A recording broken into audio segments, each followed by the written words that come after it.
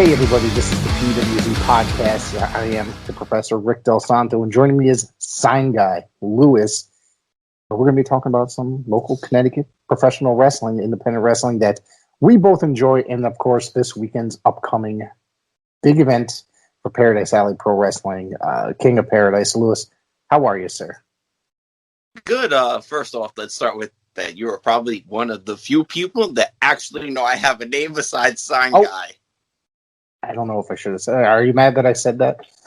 No, I'm not. You know what's funny is I've always wanted a nickname growing up, and I've never had one. And then I finally get one, and I'm like, I wonder if people know my actual name. I don't even know how that ended up coming up, the introduction to your name. I really don't, because I knew you as Sign Guy for forever. So before we get started, let's just talk about that. How did you get the name Sign Guy and the Sign family? Well, first of all, props to Don Kincaid, because Kincaid came up with the name himself.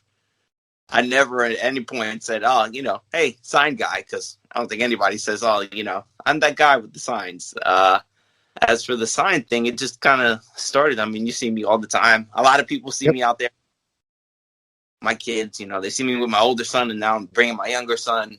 And it just became a way to get them engaged with everybody, get them to enjoy the show more. Because the more that they're enjoying it, the more I'm going to enjoy it, because then they'll let me sit and watch, and they'll sit and watch. So everybody ends up happy. And then You're pretty lucky that your kids sit and watch. I have a 5-year-old that I bring to shows with me sometimes. I haven't since the pandemic has gone on, but once things get a little bit back to normal, I do plan on bringing him back to shows. But continue your story. He won't sit still is the point of my story. That's what I was about to say. I mean, does any kid really sit still? Mine only sits still. I'm always packed. That's the first thing that people notice. They're like, oh, dude, you got everything for your kids. I got snacks. I got stuff to clean their butt. I got chairs. Just at another show, I broke out chairs while we were waiting in line. I set up 2 folding chairs, and I'm like, oh, the kids are going to sit there? Yup. So what else? Basically, you said you started bringing your kids. It was Don Kincaid that got you. Basically started calling you the Sign Guy, because you were just the guy that always made signs. You and your kids started bonding over that.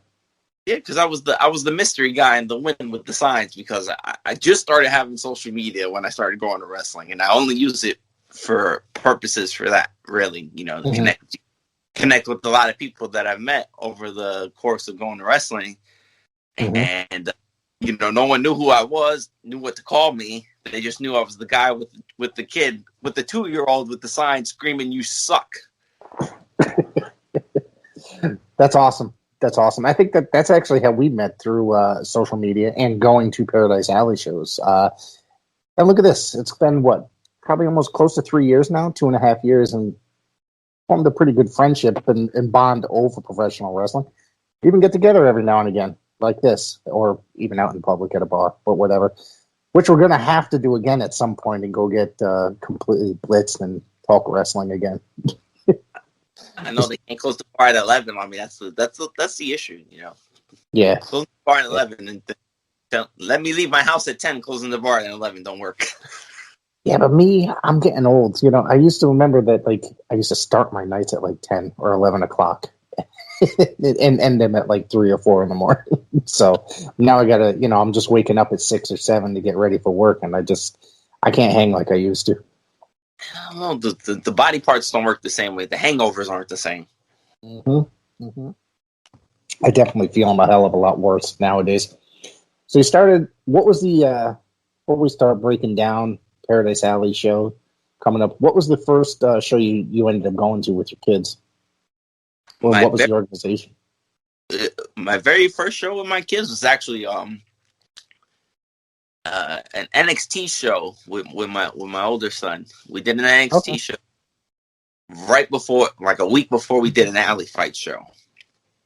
And I said, all right, let's take him to wrestling, see how he does. And I took him, and it's an NXT show, so there's a lot going on. But it's also harder to get into because you're sitting so much further away. So we tried that, and he was all right with that. And I was like, all right, you know what? We'll try something different. So fast forward to the next week, it's alley fights. We go, it's great. He sees all these other kids there. He's entranced by it, and we leave afterwards. I'm talking to him about it, and I'm like, how could I get him to pay attention better? And then the whole sign thing came about. But I remember seeing alley fights and thinking, man, this is it.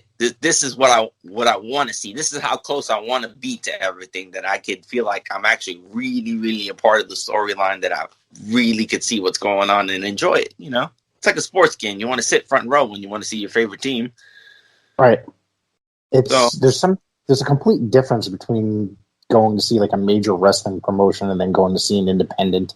The fans are a part of the show as independent organizations, and it's closer, and there's much more of a relationship with, and closeness in the relationship with the talent or the organization. It seems it's and to me, it's a hell of a lot more fun. And I think we've discussed this over, before. It's just like you don't really follow like the mainstream wrestling at all, right? No, I don't actually. I just had this discussion with somebody else that had recently I interacted with on Instagram, who's seen me at shows, because I'm starting to get that a lot lately, is that people see me at shows and they're like, they'll shoot me a message or they'll shoot me a comment and be like, hey, we saw you at the show with the kids there. That was great. You guys look like you had a lot of fun. And then I'll meet people afterwards like that. They'll come by and say, hey, this was me. And, it's great to see you. And I was talking with this gentleman about it, and he was saying how he doesn't really follow mainstream wrestling either. He watches, like AEW because he has a personal stake in it with knowing some people about it. Mm-hmm. And I don't really watch the mainstream wrestling, It's right. It's long. I will watch certain shows, like I'll watch the big pay-per-views like once a month, but I always get discouraged. And I was just like, well, this is why I love the independents. I don't know if you've tuned into WWE's pay-per-view last night or even heard about what had happened. Oh, God. I haven't expressed my opinion about this on the show yet, so I'm going to. Apparently there was a lumberjack match, and we're all zombies as lumberjacks between the Miz. And this was supposed to be created as a real thing that was happening. But they're out there to promote a new movie that's starring Batista. And I'm sitting there watching it, and literally John Morrison got eaten alive.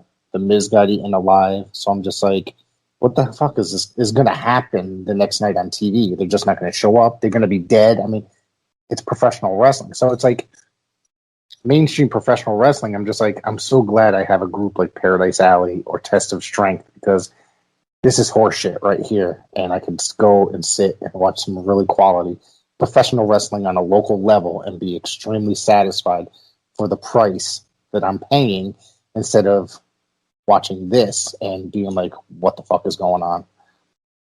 Absolutely. And with seeing local wrestling, especially now, you start seeing a lot of guys that you're seeing. You're like, oh, I was just at the show and I just seen these guys over here, and now they're wrestling on TV. Like just recently, Waves and Curls.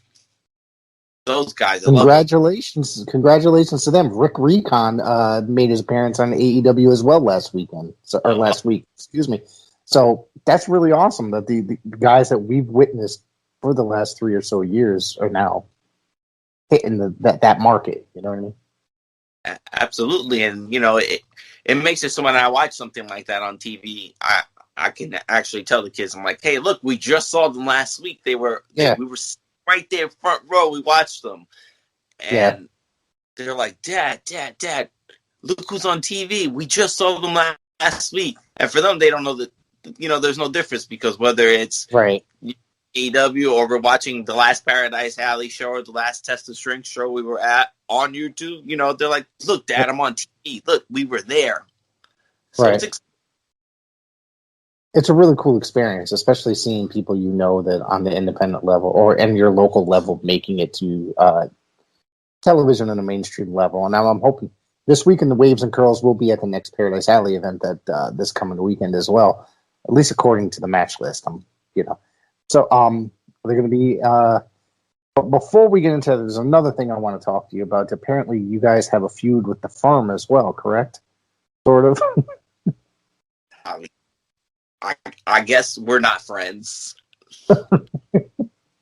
I didn't know we were feuding. I mean, I'm always going to come up on the winning side. To me, it's not a feud. They don't like your. They don't like your signs, man. From what I understand. No, those guys never. I mean, they're all right. All I could say, the truth really hurts. Uh-huh. Those guys are great. They are some of my absolute favorite villains of all time. Absolutely, I do like them. So who are you guys? Who are you into around here? Like as far as like what are some of your favorites?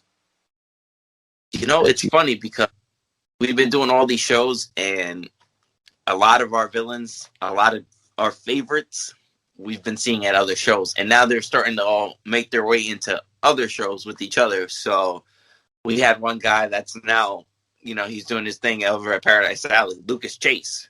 That guy, whew, that guy is great, dude. We started seeing him at another promotion, Blood, Sweat, and Tears Wrestling, and then all of a sudden, now he's at Paradise Alley doing his thing. So it's nice to see things like that where I can enjoy people from other promotions, and I'm like, hey, you know, I just saw them over here, and now they're over here. I'm like, dude, they're great. You're in for a treat. That's the best part about the Connecticut scene. A lot of the organizations interact, like the talent goes in and out, you know, of the, I don't know, how many organizations do we have based out of Connecticut? Is there 3 or 4? Trying to think. Blood, Sweat. I heard Blood, Sweat, and Tears was supposed to return. I don't know if that's true at all at this point. I think they're supposed to be doing their summertime show because now we're about to kick into summer, so everything's going to start with their outside venue. Okay. The one thing is that I'm really looking forward to is that the shows are going to start getting announced again soon, and the state is supposed to be opening up in 2 days or whatever. Is May 19th is the rumor that things are going to be start opening up and things are going to be able to be full capacity. So I'm hoping that there's going to be more shows booked in the summer, especially, you know, the Paradise Alley shows, because those seem to be my favorite. You know, you go in there, you pay your little fee, and then you get to see in a little small venue, about a good hour and a half to 2 hours worth of action. About 2 hours worth of action, I'd say. I mean, three for us, you end up sticking around and seeing everything else afterwards too. Oh yeah, I love hanging around and hanging out with the guys. So we do have the King of Paradise this weekend. I'm hoping that I will be able to make it. I just got some news that I might actually be able to make it. I will find out tomorrow for sure. I'm going to bring up the match list. Of course, it's the King of Paradise tournament. This is an event that's held every year, excuse me. And sorry, I'm just taking the time to get this rolling here. And I do have a match listing, and apparently I lost it. Nope. All right, I found it again. Paradise Alley, world champion against the Intercontinental champion. Did I say that right? Yep. It is Zafir Al-Rahidi versus Matthias, and I just think that this is going to be a really good match. I think it's going to be fun. How do you think this one's going to go? I think Matthias is going to overcome Zafar. I don't even know if I'm saying that right, but he's a really good talent. I think that he's really good, and he plays that character, and he plays the same. Shouldn't say plays character, but he's the same exact way. He is Zafar online as well. Like he does, he keeps it going. You know, with all his posts, he looks like he is that person on his social media, like on Instagram and Facebook and stuff. So. Definitely. I follow him on Twitter and Instagram, and I see all the time, you know, his posts are like a chihuahua gnawing at your ankle. Very annoying. Right. So, you know, very hard to forget. As for ring-wise, he's definitely more imposing than Matthias. Mm-hmm. I would say that. Matthias is a hard person to beat. I mean, he's come up against some real challenges in the ring there. I mean, just look at him and what was it, Vlad? That whole Vlad. thing And that was Vlad's, going. yeah, Vlad's a big guy, and he got him really good the first time, and then he got to win the title back, which in controversial fashion. So, but he did win the title back, and good for him, 2-time Paradise Alley champion. But that I don't know what happened with Vlad, but he only came in for a short period, and then he never defended the title. I don't know what the other than that one time where he lost it. So I don't know what his deal with Paradise Alley was. I'm not sure either. I mean, I remember seeing when he kind of creeped in on his first go, and it's like, oh, this could go somewhere interesting. And then we saw him get the title, and we saw him lose the title, and I don't know what else is going on. It was very the videos that they just kept showing, like the video screens where he was like hacking in, and then he just like would appear, and it was very interesting. And then he appeared and just like 2 shows in a row before they actually ended up booking a match, and then it just ended up he ended up taking that title relatively quickly. That was had to be right prior to the pandemic, I think. It was probably the last show. It was the last show before everything shut down. I remember over a year ago. That was the.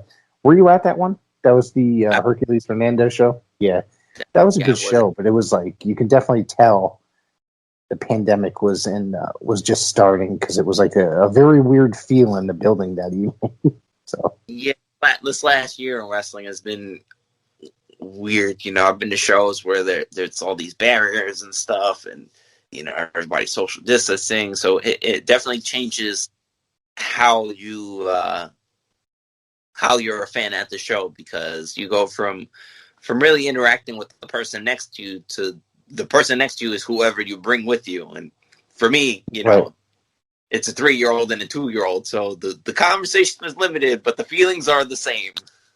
Right. It's definitely an interesting time this past year for wrestling, because it's just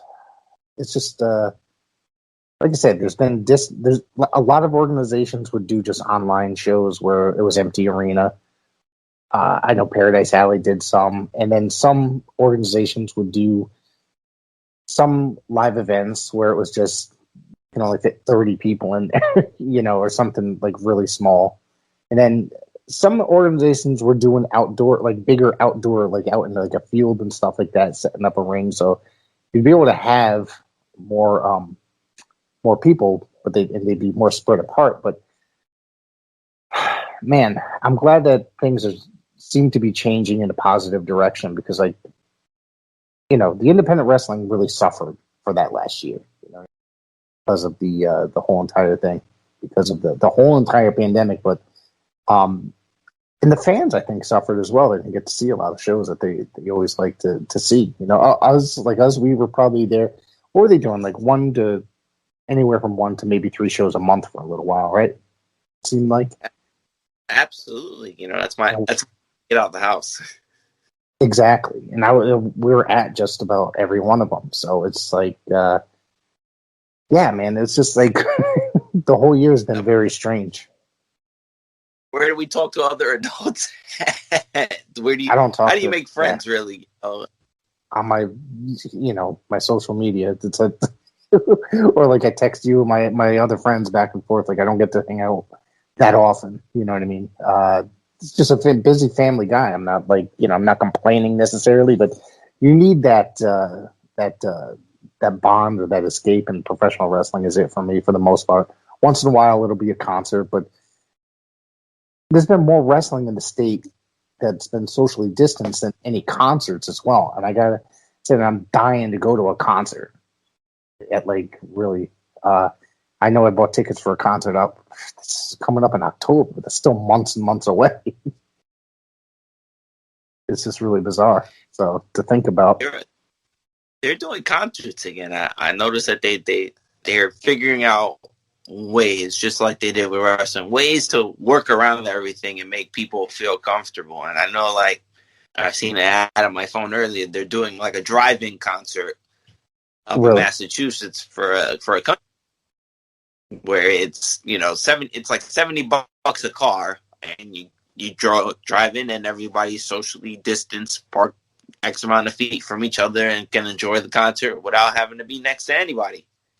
Right. I don't know if I'd. And that's pretty weird. Like a driving concert, I guess it's all right. You'll be able to get out of your car and watch the whole thing. So, yeah, but there hasn't really been anything, at least in our state, that's like interesting to go to. You know what I'm saying? It's just like I'm more of like I really love punk rock and garage rock and stuff like that, and there's been absolutely none of that like in the area. So, anyways, this match this first round match for the King of Paradise, and I don't know one of the persons, so bear with me. You may know, but read it here so I don't mispronounce it. Saru versus Ichiban, my new favorite wrestler, Ichiban. I've heard the name many times, and I finally got to see Ichiban at a Paradise Alley show probably 2 shows back, and I thought it was just a great gimmick. It's hilarious, and there's some talent there because I guess definitely sucks the crowd in and gets them on his side.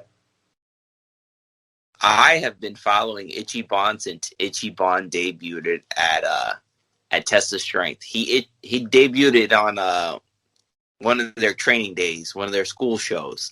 Training day for them is like alley fights used to be, where it was only X amount of people, because the dojo over at Test of Strength, you could maybe fit 20 people inside to see the show.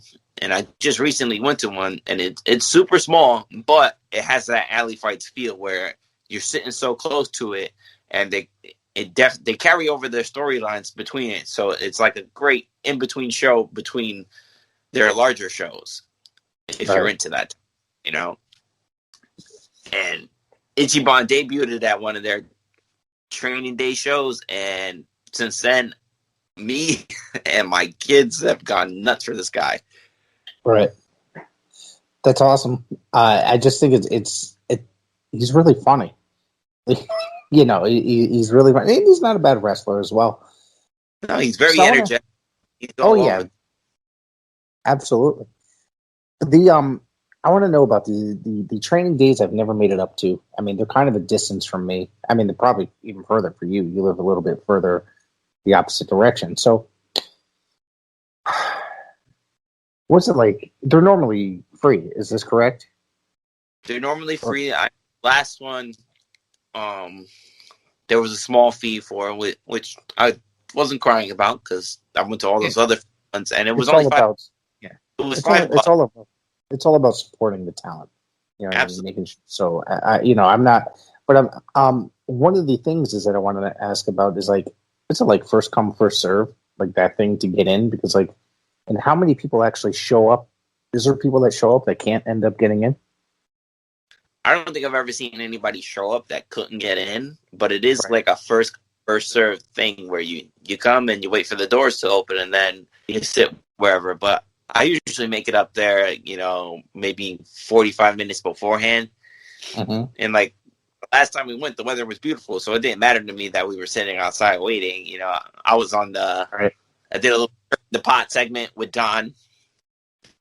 He was out there doing his thing, shooting all his footage and stuff. So yeah, it's not long to wait, and I don't mind taking the drive for a quality show. Something that I very much enjoy watching. They always put on a great show. It's good to hear. I watch them on YouTube, and sometimes they'll have them. Was it on Facebook Live as like a pay-per-view? So I mean, I don't I don't argue with that. I mean, and that's how last training day was like a Facebook Live, but they had like X amount of seats, so they allowed X amount of people to come sit down and watch.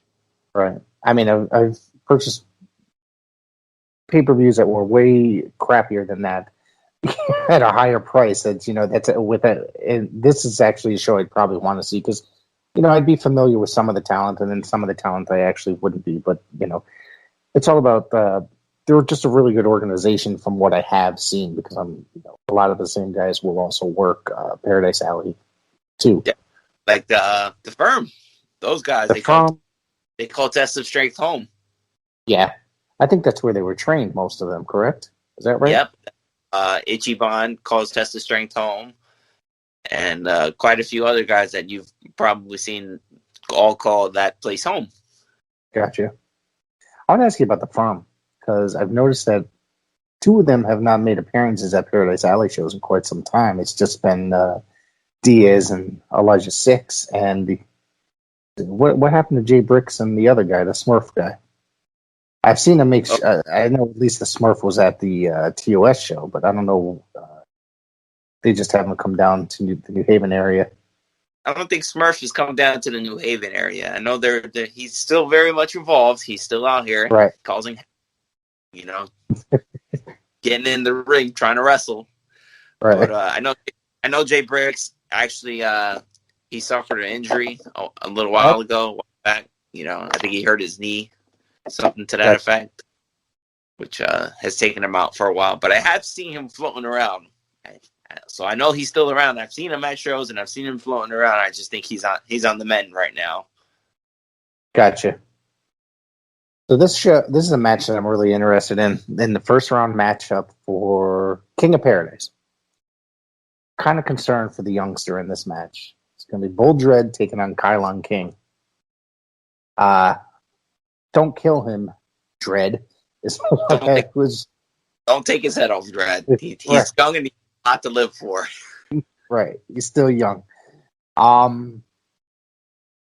really wouldn't be surprised. My guess is that the direction that's going to go in is that Kylon's going to pull off an upset victory over Dread. I mean, everybody loves Bull Dread. If you don't love Bull Dread, it's great. There's wrong with you. All right. He's a massive man. He's a huge powerhouse when it comes to wrestling. He puts on a great show, and he absolutely adores kids. My kids love Bull, and I know that a lot of other people's kids love Bull Dread too because he's just such an excellent human being. Yeah. But Kylon is definitely very young, very agile, and very hungry. And putting him up against somebody who's a veteran like Bull Dread is definitely a great experience for Kylon. Right. What's the belt? Did he win the crap? Was it the Alley? Oh, he won the Intercontinental Championship, right? All right, so I messed up one of the titles earlier. Yeah, he cashed in on his little contract there. That's right. You can find that on my YouTube channel. So if anybody wants to go back and look, it's right there. That was a really exciting moment of the night because you didn't see it coming. You know what I mean? It was just very well done. That show was actually really, really, really good. I had such a fun time at that event. You weren't there, unfortunately. No, I wasn't. The little man turned 2 on the exact day of the show, so we couldn't make it. There's nothing better than to celebrate a birthday with a wrestling show. That's what I did for my birthday last year. I found myself at a Paradise Alley show. We could do that for our birthdays, but when it comes to the kids' birthday, wife's on Friday. Flash, Waller, and High Voltage Omar. Now I just saw Omar. Did I get that right? Let's just make sure. Yes, I did. I just saw him for the first time, I think, a couple shows back in Paradise Alley. I was really impressed with this guy. I really, really, really was. I thought he was really good. I'm sure you've seen him prior to Paradise Alley. Is that correct? No, I saw High Voltage Omar for the first time. First of all, happy birthday, High Voltage Omar. Today is his day. Oh, happy birthday, sir. So I love HBO. He's grown on me like mildew grows on shower walls. There's something about the way he gyrates against people that I really identify with. And the first time I seen him was at the Taco Fest. When Paradise Alley was at Taco Fest the second time. Okay, I was at the second one. I don't remember. Wow. That was a long day, though. Contest, and I believe that he won the taco eating contest and wrestled right after. Oh, my God. And I HBO, and I'm like, man, this guy just like scarfed down the whole 12 box from Taco Bell in a taco eating contest, and he's about to wrestle. And I'm like, oh my God, I hope he doesn't crap himself. I hope that Taco Fest happens again because like that was a really good day. Like they did the wrestling the whole day. They'd have a match, and then you go walk around for a little while. About 20 minutes later, they'd have another match, and then and it just went like that the whole day. It was so much fun. I just walked around and eat shit the whole day, like the fat ass that I am, and watch wrestling. I was like my two favorite things in the world. I had all my kids with me that day, by the way. So You got a large tribe too. But yeah, I mean, I have my kids. My wife has her kids. But because we're both on second marriages. So, mind you, there's 8 kids altogether. So, oh, I know. There's holy 8. Crap! There's 8 of me too. It's ridiculous. Holidays are quite the experience, and the stress level is very high in those days. But it's a lot of fun. I wouldn't change it for the world. I love everybody and the kids as much as they might drive me crazy, but I do love them all. So, all right, let's see. Another first round match: Maxim Morozov and Bloodsaw. What do you think of Bloodsaw? Let's ask you that. I don't know. I don't think I've ever had a full conversation about Bloodsaw with anybody before. What? Sip and drink. I do love Bloodsaw. Bloodsaw, I don't know. He's just one of those. I think it's the face paint and the music that it just grabs you. You like the music? He uses the '90s Alice Cooper song. Like that was like, I don't know. That's just my opinion when it comes to Alice Cooper. I think it's too late in his career, but to each his own. I run with it. I don't know. It's just once you hear that whole girlish shrill from Alice Cooper kick on, Bloodsaw's about to come out, and Bloodsaw comes out with a. He's got energy. He's got a lot of energy. When you compare him, like I said, first time I saw HBO was at Taco Fest, and the first person I ever seen him face was Bloodsaw.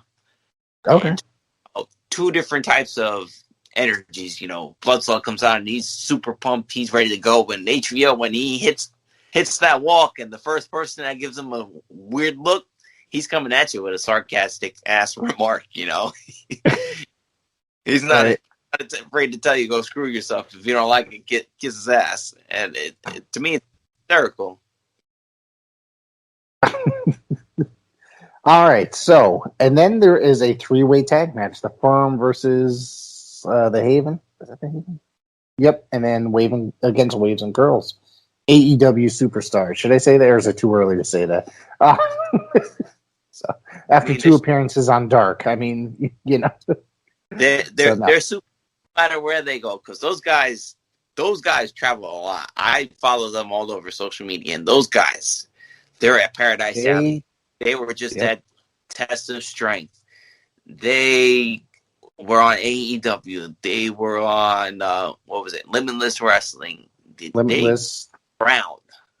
They've worked Northeast Wrestling. They've worked Northeast Championship Wrestling out of Massachusetts. I know there's definitely other organizations. Those guys are busting their asses and hitting the whole entire Northeast, just working their asses off and putting in the work and paying their dues. And good luck to them. So anything that they get working, going down to AEW for Dark or what have you, congratulations to them. Like legit, those guys, they deserve it because they're just working as hard as they possibly can to get noticed, and it worked, obviously. I mean, Dark is a show where a lot of younger talent gets, they're not going to necessarily make it to Dynamite just yet, but it is a show where a lot of more local talent is brought in and given a shot on a national platform. So that's pretty fucking awesome that they're on there. I mean, it's the same thing with like baseball. You've seen a baseball game. I'm sure you've seen like a team's AAA team or AA team play ball. Yeah, because a lot of these teams have their own stadiums that they call home. Right. And it's very nice to see, because sometimes you definitely enjoy AAA ball more than you enjoy Major League ball, because sometimes I feel like when you're on the independent circuit and you're doing a smaller thing like MLW or something like that, Right. you're more in touch with your fans and your fan base. Right. And then you get people that roll over to the WWE, and it changes. It's like going to Major League Baseball. It's just a fact. It's going to change because of where The you're going. relationship. Yeah, the relationship's not there. And you watch, obviously, like I said before, you're not going to watch MLW. There's not going to be fucking zombies, or watching Ring of Honor. There's not going to be zombies. You know what I mean? You turn to those because you're a wrestling fan. You want to watch wrestling. It's like, WWE has proven time and time again that they're just a sports entertainment company. And I don't want to talk bad. It's just a watered down version of something that I love. When I was a kid, I grew up. That was the only thing as a kid. You know what I mean? Because that was what everybody was watching. They're still the largest organization in the world, but at this point, as an adult, it's like a completely different product, and very watered down, and just not nearly as fun to watch as it was when I was growing up in the 80s or 90s. Yeah, we talk. I've had this conversation with people before about how it's changed. Everything changes with the times. When we were growing Right. up, they were having bra and panty matches on TV, and we're like 9, 10 years old watching girls in little lingerie throw each other around in vats of chocolate. I mean, no, I won't get into that, but that period is about to be one of my least, well, up until recently, but I think that's like there was some good stuff, but that Attitude Era, and I've said this here on the program before, that the Attitude Era doesn't really hold up. You know what I mean? It was very popular because it was just crash TV, and it was like watching a train wreck every week. You never knew what was going to happen. But if you try watching that stuff now, there's very few things that actually hold up. I'd rather go back and watch like the Hogan era, where it was like, all right, this is more my pace. You know what I mean? It's all a matter of opinion. Half the Attitude Era. I mean, yeah, they were really pushing it then. TV now they will censor the hell out of things right now. Let's talk about that. You want to get into that? Because we can get into that. This whole cancel culture is just, oh my God. And I'm not. It's just, people are crying over everything these days. You cannot fart the wrong way without them saying, "Hey, we're canceling your show." You know what I mean? It's just ridiculous. Everything's so offensive. Cartoons we watched as we were little kids are getting canceled because it's it's just they're looking at it as like fucking Pepe Le Pew. Oh, it's too rapey, so it's suggesting rape, so now it's canceled. So guess what? Now my kids are never going to watch Pepe Le Pew ever. It's just what happened when? Never mind. When we didn't have to worry about all this stuff, And I'm sure you agree with me. I mean, I do like Pepe Le Pew, and I mean, these things like that are dated. Obviously, they're from a time. It's from a different, exactly. And when you show people warning, exactly, like just put a warning saying this was recorded at a time when things were different, or something to that effect, because they do it on certain like streaming services or networks. It's like a disclaimer will come up. You know what I mean? Like, say if you're watching like American Movie Classics, like this was recorded at a time when things were different. Not necessarily in those words, but and it's like, so what you're getting yourself into when that movie starts, instead of just definitely. It's just pathetic these days. It's really bad. Sorry. I know it's like I notice this stuff and I just get so freaking irritated, because it's like you wake up, you're just like, what's going to get canceled today? You know what I mean? So it's just ridiculous. Tell me about it. I mean, all my childhood favorites are probably going to get banned before I know it. Yeah, dude. I mean, the Dukes of Hazzard, was taken off of TV. Because of the flag on top of the car. And obviously I understand what that flag represents, but it's still a TV show. You know what I mean? And I mean, it's not like, I live in this house, so I definitely get it. You know, yeah. I've Oh, I get it. interactions with people and their beliefs in Yeah. that flag, and their beliefs don't necessarily coincide with what I'm doing. But you Right. know, I totally understand. I totally understand the whole flag thing. I do get it. You know what I mean? And I support that 100% because I get it. You know what I mean? I'm in a mixed relationship here. You know what I mean? So it's like, and it's just that flag represents something I don't necessarily believe in, but there's just a lot more like other stuff that the cartoons is just ridiculous. Like TV shows are getting ridiculous. That all the shit's just getting canceled. Sorry. yeah, there's a lot of sensitivity training going on right now, and it's not that I'm like sick of it. It's more along the lines of I feel like a lot of it should just be common sense. You should just be a human being. There should be no reason why you can't treat the next person just like you would treat your brother, your mother, your sister. Right. You got that right. Yep. And that's what it boils down to. Everybody needs to learn how to treat everybody else better. Yeah, I mean, and just don't worry about all this crap on TV. Like you said, I know you and I have discussed this, especially. I remember us having a conversation about a year ago that social media blows things out of proportion and it makes people freak out. And it's just, that's what part of the problem is, I think. It's like social media, just like it gives everybody, while it could be a very good thing, it gives everybody a voice that's not necessarily a good thing. And then that's where a lot of problems come in with, just, you can go on there and just say anything, and next thing you know, your whole life is changed or canceled or done with. Am I making sense? Or someone put your address up. Right? Oh, man, I don't even want to think about that stuff. I'm telling you, it gets crazy. It gets crazy. I know. Let's talk more a little bit professional wrestling before we get out of here, because we got a few more, a little while left. So I know you've experienced some of the other organizations, such as Texas Strength, Blood, Sweat, and Tears, and you've gone to, what was the hardcore one that you went to? Was it WCWE? Yeah, that was the show at the bar. I did that. Yep. I did on NEW. I've done New World Wrestling Extreme out there in Rhode Island. So I've gotten around. Yeah. How are those shows? The New World Extreme.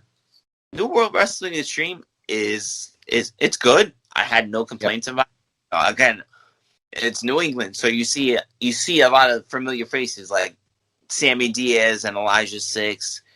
Mm-hmm. I've seen them there before. It's right up their alley. They're over there at Test Strength out of Hartford. So to take a trip over to Rhode Island is right in their backyard. So I've seen them over there, and when I follow them online, I see that they're doing shows over there, and that was pretty good.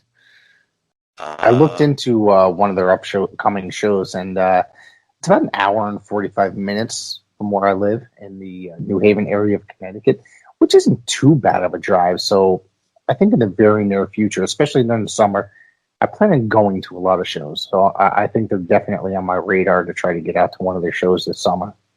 I want to do the XWA. I always, I follow a lot of these, all do XWA. And XWA, their facilities, from what I see, look great. It looks like a great time.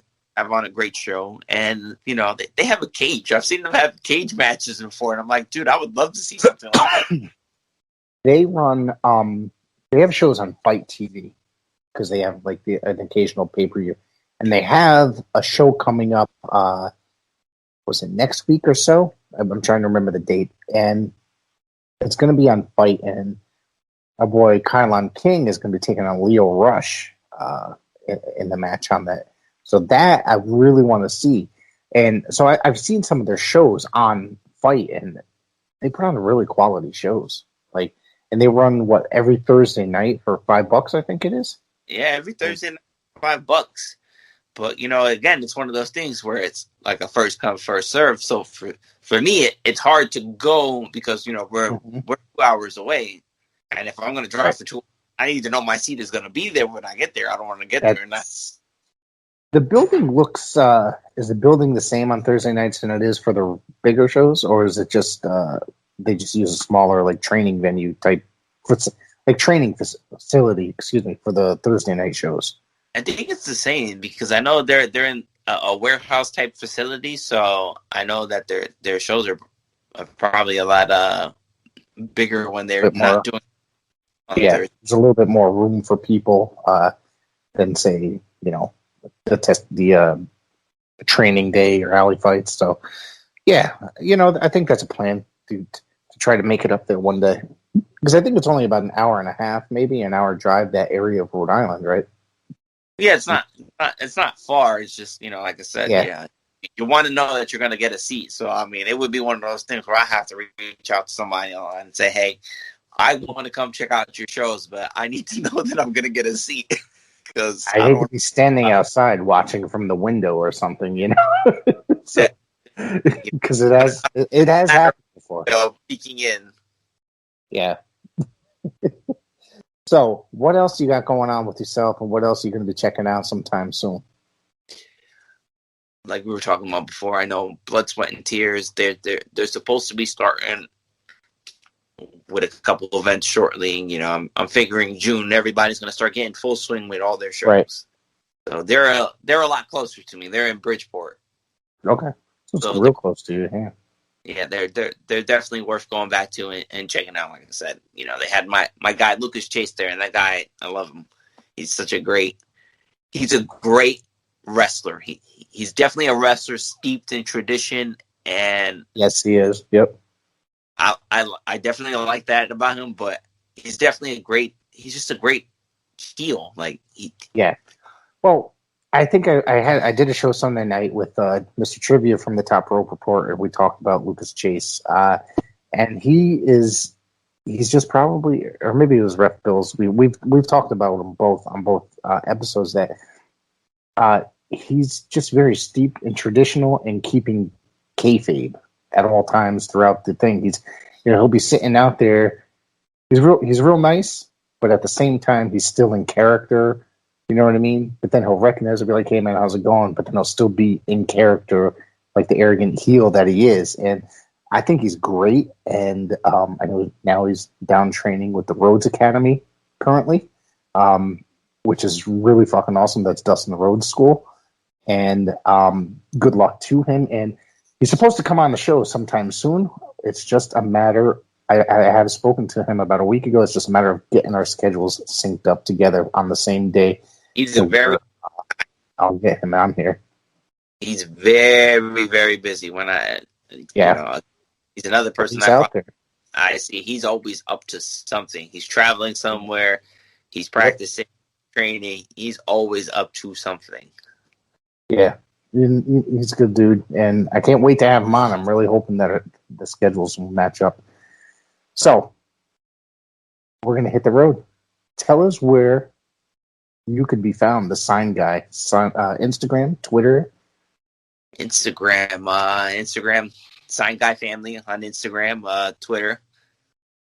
Twitter, same thing, Sign Guy. And then Facebook, again, Sign Guy Family. I mean, I think the Instagram and the Facebook are all tied together. I'm still trying to figure out how to tie the Twitter into it. I'm still pretty new to the social media thing, so I'm still working out everything. Social media is kind of a waste of time. I hate it myself, but I'll go through a phase where every so often I'll delete my Facebook account and then reactivate it. But now I have that. I just have the podcast, so I'll just do stuff through the podcast page and then not deal with anything else. Just try to promote the stuff. It's just I can't handle looking at all the drama sometimes. I keep it only to professional wrestling, and it's just a tool for me to connect. I do all my own promos too. I do my little promos, kids, and we have times where there are moments that they interact with certain people that I'm like, oh, dude, that would be great. I should be sharing this with the world. And I'll share. People will be like, oh, that was great. I didn't even know you got that on camera, or hey, that little promo you did with your kids, that was pretty funny. I kind of enjoyed watching that. That's awesome. That's really great, because it's like, we're content creators. You know what I mean? We might do it through Instagram or Twitter, but we're also involved in promoting these certain things. And on top of it, we're just, we might watch shows, but our kids are fans, and we're using them to create a little something to go along with the shows that we're attending and watching. And it's fun and then it's fun when these guys recognize you. You know what I mean? Because like, hey, sign guy, hey, it's Rick. It's cool. It's fun. It's a blast. You know what I mean? Getting to know everybody over the years. Oh, definitely. I got people with kids that are like, oh, my son or my daughter saw this, and they're like, dude, they loved it. They were like, Mom, can we do this? Come on, come wrestle me. Man. I don't know if you know how many takes it took me to get him to drop kick me without drop kicking me, but No, that's awesome, man. Having kids and having kids get involved with it, it's amazing. I can't wait to start bringing my son back around. Maybe maybe not the next show, but maybe the show after that, when I for sure things are back to normal. You know what I mean? And I just hope to get it to get him more involved. I know he wants to see Dread because he loves Dread. That's it. The Dread sign saying, hold this one out. Right. All right, man. We're out of here. Thank you for coming on, and we hope to see you guys at a show soon. Well, I'll be there. You'll see me at the King of Paradise room, so I'll be there.